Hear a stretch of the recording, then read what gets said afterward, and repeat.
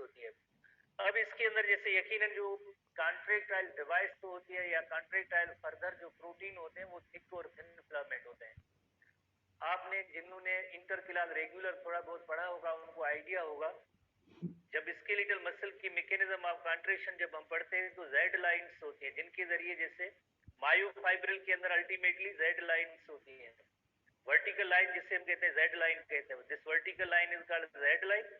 और Z line के साथ एक तरफ से जो है जेड लाइन से एक तरफ से जो ये थिन फिलामेंट्स होती है और दूसरी फिलामेंट्स होती है जिन्हें हम कहते हैं thick filament. Thin filament, thick filament, word से जाहिर है थिन का मतलब होता है, थिन का मतलब होता है कि जैसे यकीनन इनकी जो डायमीटर जो थिकनेस है वो कम है, थिक की मीनिंग होती है जिनकी थिकनेस जरा ज्यादा होती है। जो थिक फिलामेंट होती है जिस तरह से इन दोनों के दरमियान होती है इंटरपर्स्ट बिटवीन थिन फिलामेंट्स, इनकी जाहिर है ये जो थिकनेस होती है वो जरा ज्यादा होती है। तो थिन फिलामेंट्स की अटैचमेंट के लिए जो जगह है, पॉइंट है, उसे कहते हैं जेड लाइन कहते हैं, उसे कहते हैं जेड लाइन। अगर हम इस थिन फिलामेंट, अगर हम इस स्मूथ मसल्स को देखें, उनके अंदर ऐसी जेड लाइन नहीं है, तो हमारे जहन में सवाल पैदा होगा जेड लाइन नहीं है तो ये थिन और थिक फिलामेंट की अरेंजमेंट किस तरह से होगी। जेड लाइन की जगह पे आप एक पॉइंट नोट करेंगे, आपको यकीनन ऐसी डॉट्स जो ये नजर आ रही हैं थिन फिलामेंट्स के अंदर, इन थिन फिलामेंट्स की डॉट को हम कहते हैं डेंस बॉडी कहते हैं। ये सब डेंस बॉडी, जैसे ये एक डेंस बॉडी और ये दूसरी डेंस बॉडी। अब इसके दरमियान क्या है आपको नजर आ रहा है, इनके दरमियान जो आपको थिन और थिक फिलामेंट्स नजर आ रही हैं, इनके दरमियान में जैसे आपको ये थिन फिलामेंट है, ये थिन फिलामेंट है और थिन फिलामेंट है, थिन फिलामेंट है, थिन फिलामेंट है। और दरमियान में क्या है, दरमियान में जो थिक फिलामेंट्स मौजूद है, इनके दरमियान इन बिटवीन जो थिक फिलामेंट्स मौजूद है, थिन और थिक फिलामेंट मौजूद है। पर ये किसके साथ अटैच्ड है, डेंस बॉडी के साथ। डेंस बॉडी और इधर जो स्केलेटल मसल होगी तो उसमें थिन और थिक फिलामेंट कैसे अटैच होंगे एक दूसरे के साथ। जैसे ये एक यूनिट बनता है जिसका नेम होता है सार्कोमियर कहते हैं, ये इस जेड लाइन के दरमियान जो यूनिट होता है उसे हम सार्कोमियर, जो जिन्होंने रेगुलर पढ़ा है उनको पता है, आगे टॉपिक भी होगा। पर जेड लाइन की जगह पे हम यहाँ पे नोट करेंगे इधर होंगी डेंस बॉडीज होंगी, एक बात। दूसरी पॉइंट जो है वो ये है कि जैसे जैसे ये एक डेंस बॉडी है, ये दूसरी डेंस बॉडी है, ये भी डेंस बॉडी है, ऐसी काफी डेंस बॉडीज आपको नजर आएंगी। डेंस बॉडीज एक दूसरे के साथ भी कनेक्टेड होती है, डेंस बॉडीज एक दूसरे के साथ भी कनेक्टेड होती हैं।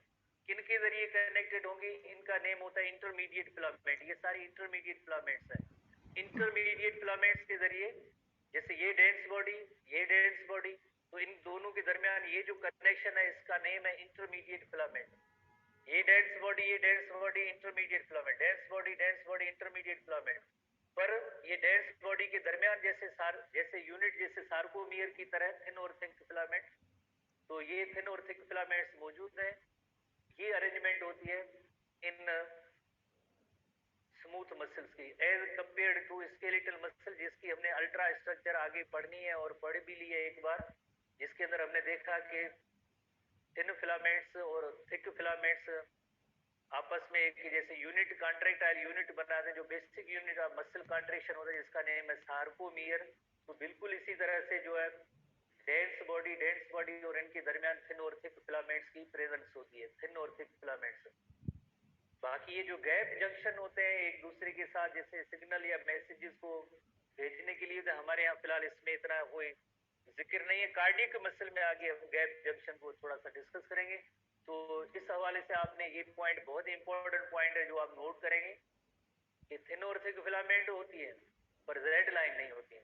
एक कंपेरेटिव चार्ट भी है, अगर आप आई थिंक 48 पेज होगा, जरा उसको देखेंगे, 48 पेज होगा, उसमें एक कंपेरेटिव चार्ट है जिसमें 3 मसल्स की कंपेरिजन दी गई है 48 पेज पे।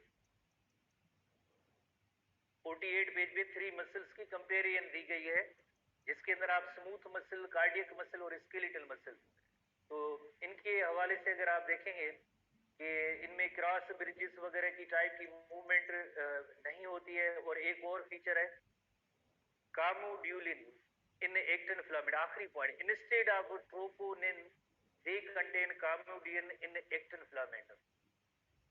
अगेन मैं यही कहूंगा कि ऐसे स्टूडेंट जिन्होंने जो है रेगुलर क्लासेस में मसल कॉन्ट्रैक्शन या उस मसल की स्ट्रक्चर को आपने पढ़ा होगा, जो स्केलेटल मसल्स हैं उनके हवाले से बात करें तो स्केलेटल मसल्स में जो थिन फिलामेंट्स होती है उसके अंदर थिन फिलामेंट, उसके अंदर 3 टाइप के प्रोटीन्स होते हैं, जिसमें एक जो मेन जो चेन है वो एक्टिन चेन होती है।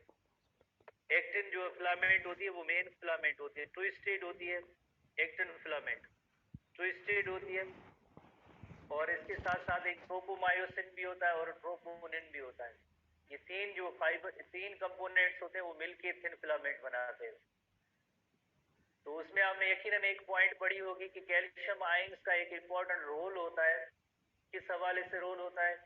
Calcium ions they bind to troponin, troponin के साथ बाइंड होंगे, then expose the binding site, एक थिन और थिक फिलामेंट देन आपस में एक दूसरे के साथ अटैच होंगे, क्रॉस ब्रिज बनेगी और देन जो क्रॉस ब्रिज बनने के बाद स्लाइडिंग मैकेनिज्म होगी जिसके जरिए मसल की कॉन्ट्रैक्शन होती है।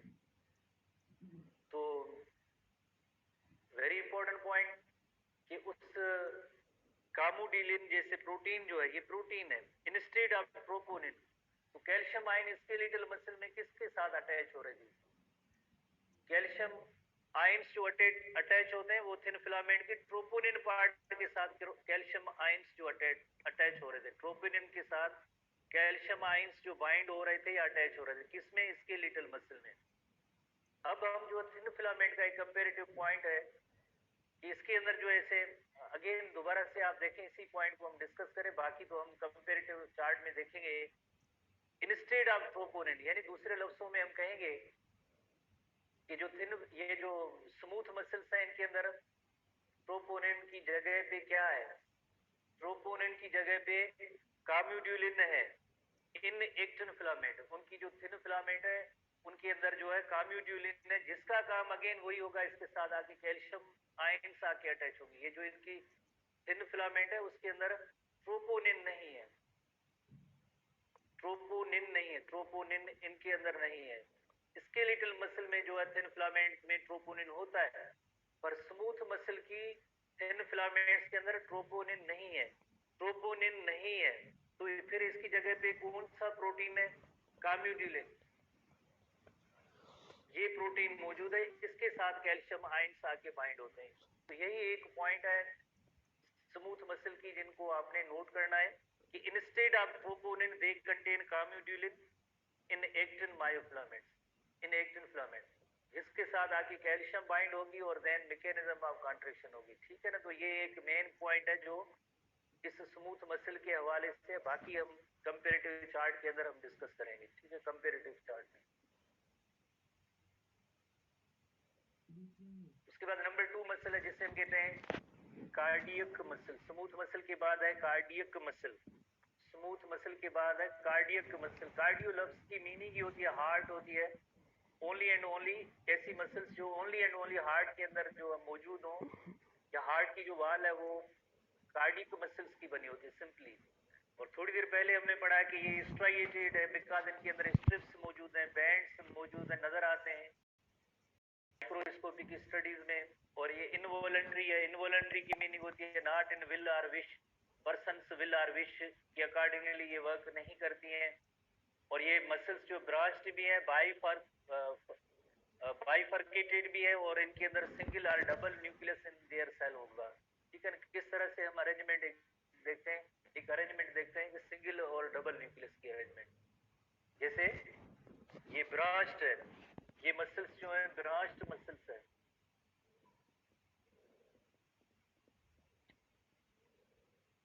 ये मसल्स जो है ब्रांच्ड मसल्स है और जिनके अंदर सिंगल और डबल न्यूक्लियस मौजूद होता है।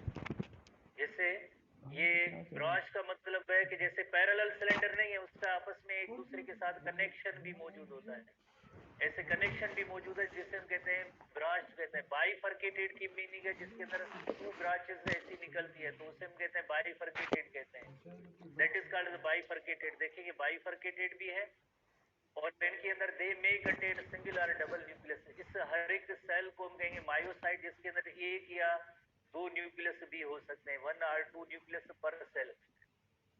और इसी तरह से एक बहुत ही इंपॉर्टेंट पॉइंट है, ये जितने भी आपको सेल्स मायोसाइट्स नजर आते हैं एक दूसरे के साथ कनेक्टेड होते हैं, एक दूसरे के साथ कनेक्टेड है। जैसे एक ये मायोसाइट और जो मसल सेल है, कार्डियक मसल का सेल है, ये दूसरा है, तो इनके दरमियान एक कनेक्शन है, पॉइंट ऑफ कांटेक्ट या कनेक्शन है। एक सेल का कनेक्शन दूसरे सेल के साथ कनेक्शन है। इस कनेक्शन का नेम होता है जैसे इंटरकैलेटेड डिस्क, इंटरकैलेटेड डिस्क। इन कनेक्शन का नेम होता है intercalated disc. One cardiac cell remains connected with another cardiac cell by the help of intercalated disc. इसी अगर इंटरकैलेटेड डिस्क की अलग से अगर हम तस्वीर देखें, जैसे ये तो प्लाज्मा मेम्ब्रेन है एक कार्डियक सेल की, और ये दूसरे कार्डियक सेल की, ये प्लाज्मा मेम्ब्रेन है जिससे हम कहते हैं sarcolemma. You know very well, sarcolemma is a plasma membrane of the muscle cell. Cardiac muscle की ये एक कार्डियक मसल सेल है, ये दूसरा कार्डियक मसल सेल है, और ये जो पॉइंट है कांटेक्ट की पॉइंट है, इससे हम कहेंगे इंटरकैलेटेड डिस्क कहेंगे। This point is called the intercalated disc. एक मसल सेल दूसरे मसल सेल के साथ अटैच रहना भी जरूरी होता है, बिकॉज ये पूरी मसल जो बनाते हैं, तो अटैचमेंट के लिए एक प्रोटीन होता है जिसका नेम है डेस्मोसोम्स। इन डेस्मोसोम्स के जरिए एक दूसरे के साथ ये जो कार्डियक सेल्स हैं अटैच होते हैं, डेस्मोसोम्स, उन्हें हम कहेंगे डेस्मोसोम्स। डेस्मोसोम्स के जरिए कार्डियक मसल से सेल्स एक दूसरे के साथ अटैच होते हैं। अब हम देखते हैं, यू नो वेरी वेल कि जब जाहिर आपने फर्स्ट ईयर पढ़ा होगा, जब कॉन्ट्रैक्शन और रिलैक्सेशन हार्ट के चैम्बर्स में होती है, जैसे सबसे पहले अपर टू चैम्बर कॉन्ट्रैक्ट होते हैं, उस वक्त वेंट्रिकल्स रिलैक्स होते हैं, देन वेंट्रिकल्स कॉन्ट्रैक्ट होते हैं तो एट्रिया उस वक्त रिलैक्स होते हैं।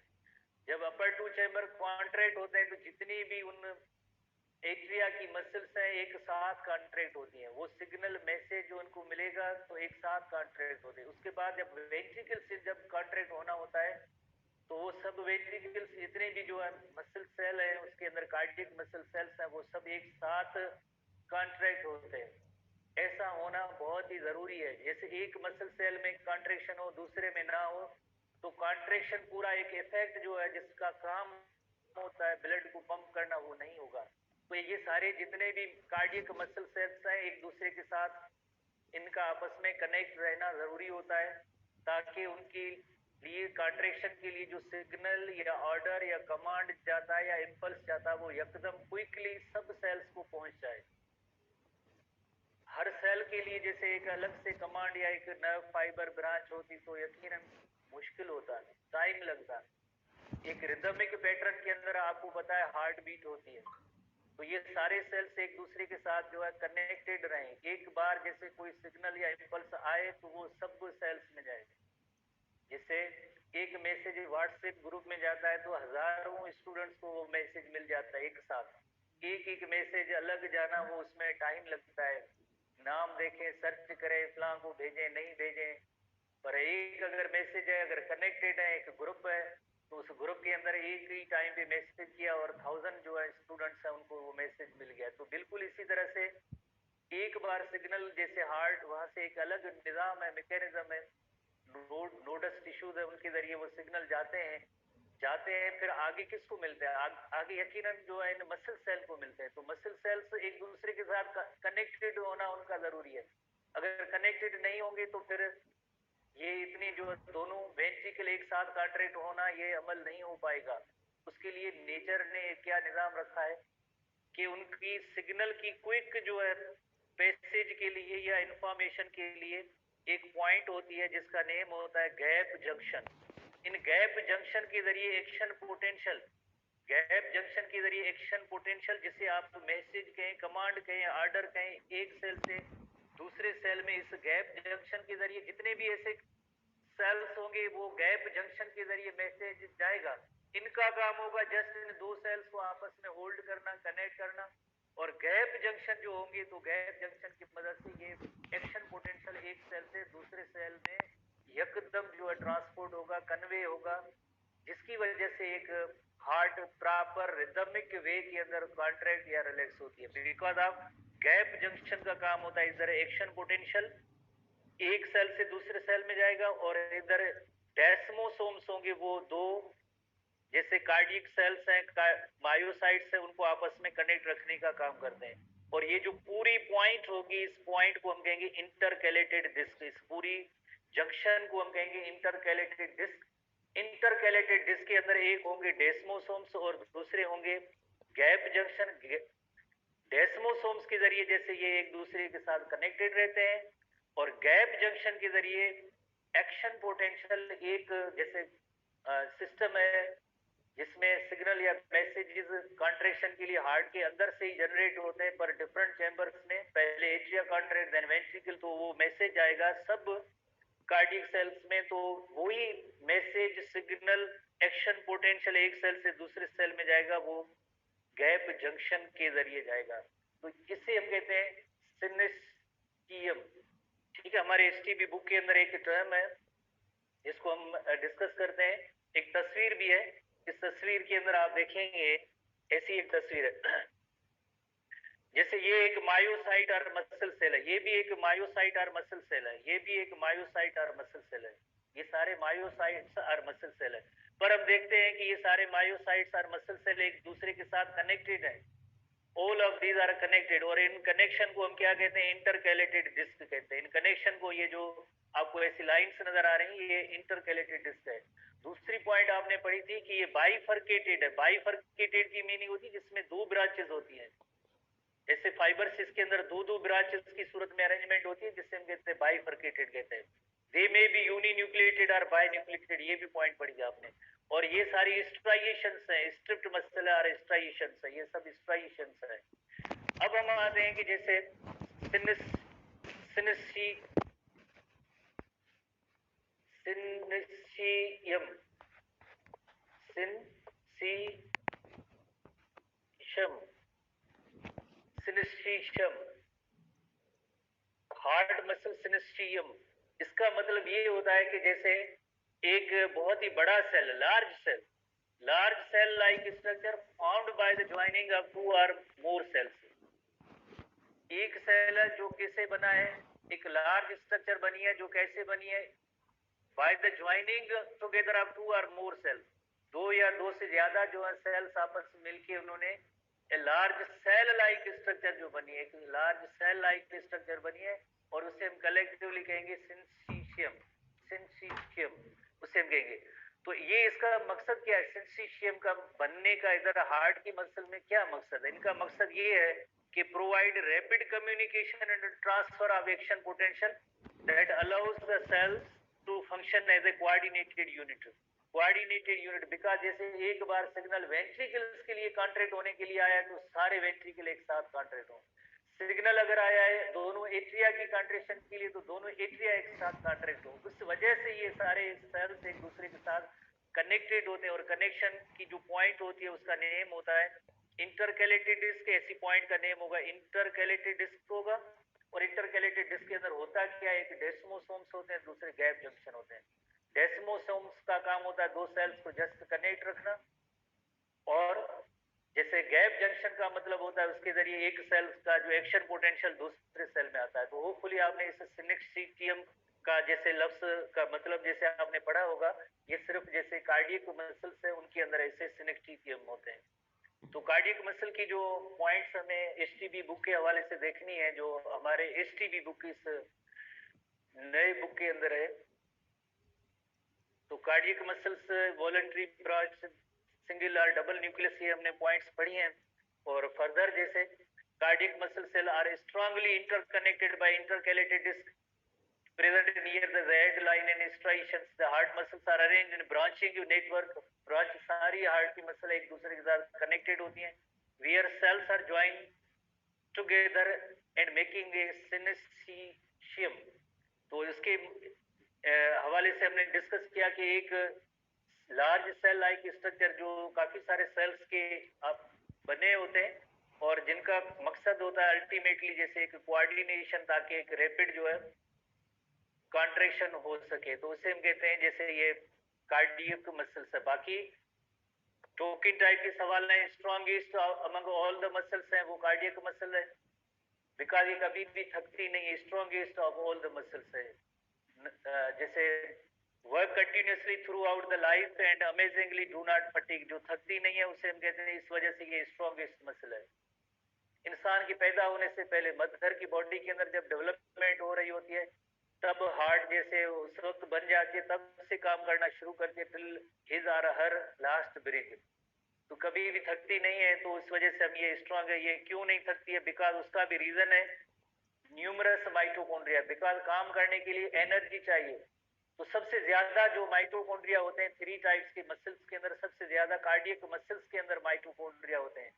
इधर जो है ऑक्सीजन की सप्लाई भी इनको मिलती है, माइटोकॉन्ड्रिया भी ज्यादा है, एनर्जी भी प्रोड्यूस होती रहेगी, तो इस वजह से कभी भी थकती नहीं है। स्केलेटल मसल पावरफुली या स्ट्रांगली कॉन्ट्रैक्ट रिलैक्स तो करते हैं, पर उनको इतनी ज्यादा एनर्जी की सप्लाई नहीं होती है, इतने माइटोकॉन्ड्रिया नहीं होते हैं। इस वजह से जैसे स्केलेटल मसल के अंदर एनदर मोड ऑफ रेस्पिरेशन, जैसे एनएरोबिक रेस्पिरेशन भी रखा गया है नेचर की तरफ से, तो फिर आखिर में थक भी जाती है, ये भी होता है। पर स्केलेटल मसल की कंपेरेटिवली अगर हम देखें, तो ये जो कार्डियक मसल है ये कभी भी नहीं थकती है, माइटोकॉन्ड्रिया और continuous supply of oxygenated blood होती है, तो इस वजह से हम इसे कहते हैं कि ये strongest of all the muscle है। कल हम मजीद जो है जैसे स्केलेटल मसल को